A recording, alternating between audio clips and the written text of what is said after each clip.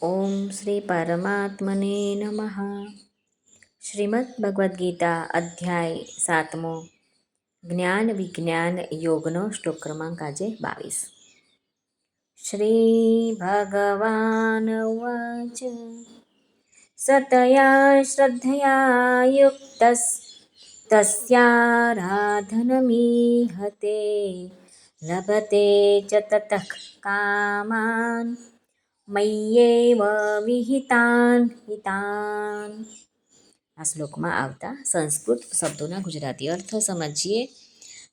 તયા એટલે એ, શ્રદ્ધયા એટલે શ્રદ્ધાથી, યુક્ત એટલે યુક્ત થઈ, સહ એટલે એ માણસ, તસ્ય એટલે તે દેવતાની, આરાધનમ એટલે ઉપાસના, ઈહતે એટલે કરે છે, ચ એટલે અને, તતઃ એટલે તેની, કામાન એટલે તે કામના, લભતે એટલે પૂરી થાય છે, હિ એટલે પરંતુ, તાન એટલે તે કામના પૂરતી, મયા એટલે મારા વડે, એવ એટલે જ, વિહિતાન એટલે નિશ્ચિત કરેલી હોય છે. આ શ્લોકનું ગુજરાતી સમજીએ તો શ્રી ભગવાન અર્જુનને કહે છે,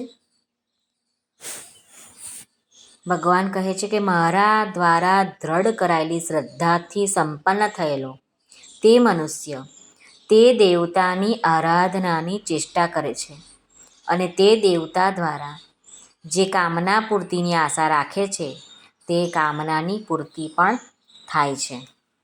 સ્વામી રામસુખદાસજી મહારાજ સાધક સંજીવનીમાં શું કહે છે એ આપણે સમજીએ. જોકે જે શ્રદ્ધાથી મનુષ્યની જેનામાં શ્રદ્ધા છે એની પાસે જે પણ આશા રાખે છે તેની એ કામનાની પૂર્તિ ભગવાન દ્વારા જ કરાયેલી હોય છે, પરંતુ તે તેને દેવતા દ્વારા જ પૂરી કરાયેલી માને છે. વાસ્તવમાં દેવતાઓમાં જ ભગવાનની જ શક્તિ છે, પરમાત્માની જ શક્તિ છે અને ભગવાન કહે છે કે મારા જ વિધાનથી તેઓ તેમની કામના પૂર્તિ કરે છે. જેવી રીતે સરકારી અફસરોને એક સીમિત અધિકાર આપવામાં આવે છે કે તમે લોકો અમુક વિભાગમાં અમુક અવસર પર આટલો ખર્ચ કરી શકો છો, આટલું ઇનામ આપી શકો છો, એવી જ રીતે દેવતાઓમાં એક સીમા સુધી જ આપવાની શક્તિ હોય છે. આથી તેઓ એટલું જ આપી શકે છે, વધારે નહીં. દેવતાઓમાં વધુમાં વધુ એટલી શક્તિ હોય છે કે તેઓ પોતપોતાના ઉપાસકોને પોતપોતાના લોકોમાં લઈ જઈ શકે છે, પરંતુ પોતાની ઉપાસનાનું ફળ ભોગવીને તેઓને ત્યાંથી પાછા ફરીને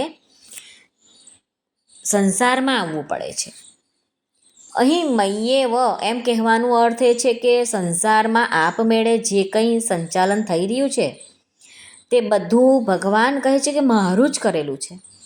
આથી જે કોઈને જે કંઈ મળે છે તે બધું મારા દ્વારા વિધાન કરેલું જ મળે છે, કારણ કે મારા સિવાય વિધાન કરવાવાળો બીજો કોઈ નથી.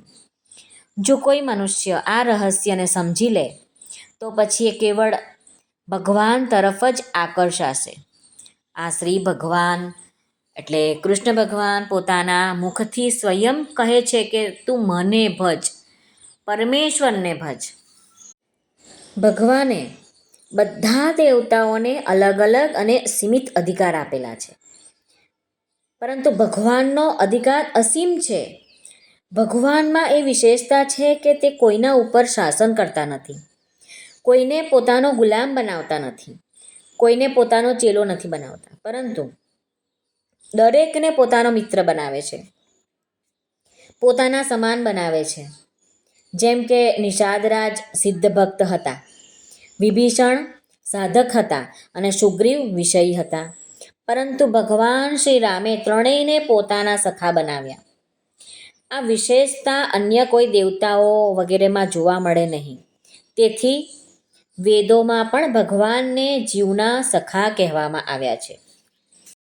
ગીતામાં પણ ભગવાને અર્જુનને કહ્યું છે ભક્તોસી મેં સખા ચેતી, એટલે કે અહીં ભગવાનને ભક્ત તો અર્જુનની દ્રષ્ટિથી કહ્યું છે, પરંતુ પોતાની દ્રષ્ટિથી સખા કહ્યું છે. મમૈવાંસો જીવલોકે, આ પદોમાં પણ ભગવાને એવ પદથી જીવને સાક્ષાત પોતાનો સ્વરૂપ બતાવ્યો છે. આ મારો જ અંશ છે એમ બતાવ્યું છે. આ કહેવાનો અર્થ એ જ છે કે આમાં પ્રકૃતિનો અંશ બિલકુલ નથી. આમ સ્વામી રામસુખદાસજી મહારાજ શું કહે છે તે આપણે સાંભળ્યું. આશા છે આપને અમારો આ વિડીયો પસંદ આવ્યો હશે. જો પસંદ આવ્યો હોય તો આ ચેનલ ધાર્મિકને લાઈક, શેર અને સબસ્ક્રાઈબ જરૂરથી કરશો.